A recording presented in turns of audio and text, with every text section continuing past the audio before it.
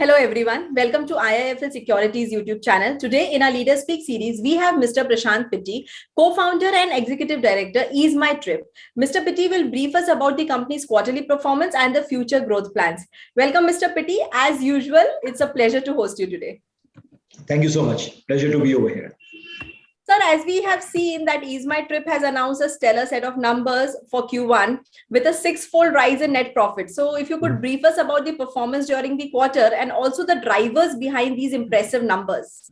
Absolutely. Well, first and foremost, Ease My Trip is one such company where we have not even seen one quarter where we have made any losses. Since last 13 and a half years of our existence, every year this company has made profit. In fact, every quarter we have made profit. So this quarter was of no exception, except for this quarter, the quarter one of FY22, there was a COVID wave 2. Right. Because of the COVID wave 2, we lost almost a month and a half in the entire quarter where bookings were very bare minimal. Correct. Now, and that is why when you compare with the quarter before, that time there was a complete lockdown. Right. So Q1 of FY21 was complete lockdown. And Q1 of FY22 was a partial lockdown. That is why you see a jump in performance tremendously, because the first quarter of last year was complete lockdown. Right. This year it was a partial lockdown. However, if you compare quarter on quarter basis, quarter 4 we did total business of 900 crores. This quarter we did business of 360 crores. Okay. The business fell down because of COVID wave 2, of course. However, our profitability did not fall down by much. I believe our PAT for last quarter was somewhere around 40 crores. Sorry, not PAT, PBT. And PBT for this quarter is 21 crores. Now, we were able to remain profitable and grow profitably because of two primary reasons. One, we have much better negotiated rate with the airlines, hotels, bus service providers and everybody, which is continuing since last 6 quarters. And second, because we have been an extremely agile, nimble, and cost-efficient company. So even in COVID wave 1 or COVID wave 2, this is probably the only travel company which could proudly say that they were profitable even in such tough times. Right. So these were the two drivers because of which we were able to remain profitable. So as you rightly mentioned that, this quarter was hit by the COVID wave 2, which came in too soon and too unexpected also. Absolutely. So how was the company able to mitigate the impact of the second wave? And also what were the strategies that you implemented to stay profitable despite the challenges? See, our company's fixed expenditures are actually very minimal. Fixed expenditures are basically your employee expense and your admin expenses. Right. The marketing expense, the discount expenditures, the payment gateway, they all are linked to the business you do. Mm-hmm. So that is why they also go up and down according to the business. Now, if we talk about our fixed expenditures are roughly around 2.5% of our total GMV. Okay. While for our competitors, they are somewhere around 9 to 10%. So this is the starking difference between how our company operates versus the others. And since our fixed expenditures are only 2.5% of the GMV, we didn't have too much of a trouble in sailing through these tough times. While our competitors, of course, they all were in red because their fixed expenditures are around 9 to 10% of their GMV. Correct. So this definitely, and to be honest, because of this particular reason only, Ease My Trip is one such e-commerce company which has come to this place. We are the second largest now in online travel space without raising any money. Right. Because our fixed expenditures have always been extremely low compared to our competitors. We are able to be profitable even without charging convenience fees, while our competition, even after charging convenience fees, are loss-making it. So I think this strategy would, continue and be helpful for the company, because we are now, reading about the looming of the third wave, which everybody of us wants not to, confront that. But however, so I mean, you will continue to go ahead with these strategies. So let me talk a little bit about the second quarter, which is going right now. So the second quarter is going stellar. So for how many days we have seen so far, they're really amazing. To give you a comparative, the July month, which is the first month of the second quarter, that month itself saw the GMV of 225 crores. When you compare with 230 crores, for the entire quarter. So this is how you can see how ramping up is happening right now. Correct. People are traveling whenever they get chance to at this particular time. And our travel advisory is also to travel with utmost protection and precaution. So people are taking their chances, and people are traveling as and when they need, as and when they get time right now. So, July month did fabulously well compared to the quarter before, and the August month is doing even better than the July month. So right. the numbers are increasing right now, but you're absolutely right. There is a fear that the COVID third wave may come. And to be honest, who am I to say whether it's going to come or not? Correct. Let's just prepare for the worst.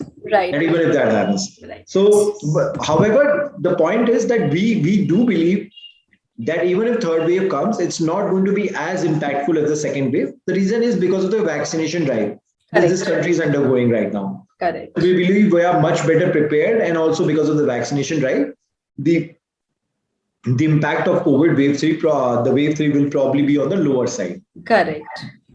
The preparedness is the same, where we are still continuing to keep our costs low. We are still treading very cautiously. And even if the numbers, even though the numbers are increasing on daily basis, we are seeing the numbers jump up almost on the daily basis. We are still playing out a cautious game right now. Correct.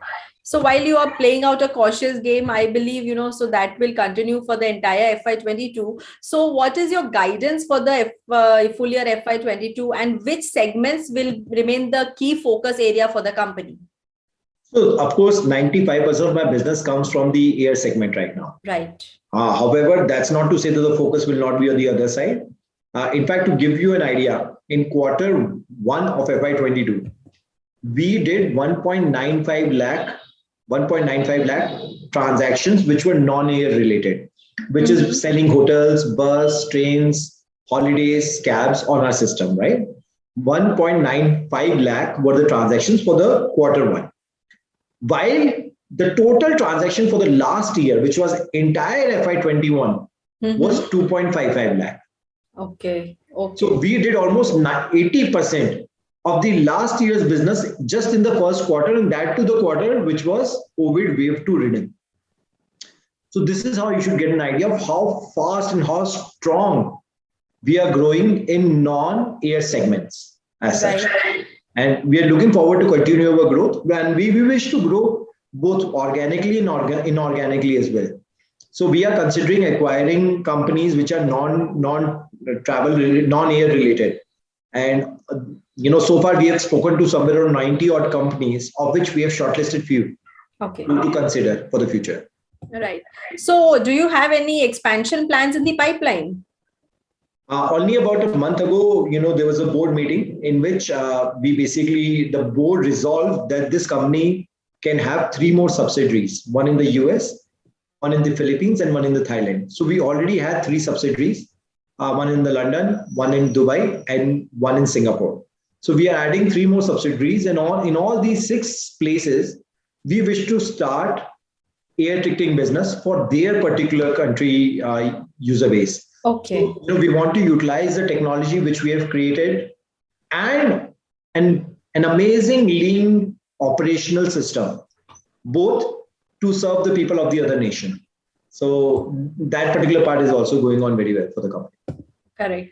So you have been announcing some very attractive offers on booking through your platform. So kindly elaborate on these, and how are you able to maintain profitability given these discounts and offers which the company comes out, on a periodic basis? So, only till yesterday, we had this amazing travel carnival, which was on our website, where we were offering amazing percentages of discount for hotel, bus, train, flights, right?